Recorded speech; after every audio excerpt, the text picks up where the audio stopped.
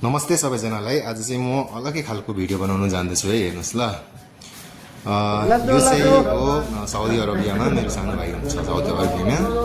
अन्त उहाँको केटाहरूको चाहिँ हेर्नुहोस् न, खाना खुवाइ कस्तो मजाले है, खाना मजाले भइकन अर्डर गरेर खाँदैछ हो।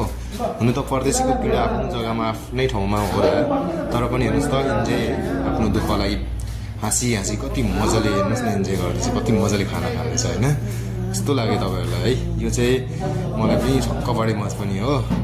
अन्त त्यहाँदेखिको यो चाहिँ मेरो सानो भाइ हो, भन्छ है भाइ मिस यु है, भाइ पनि आउने अरे। अन्त हामी पनि भेटौँ भनेर दाजुभाइ सल्लाह गर्दैछ है।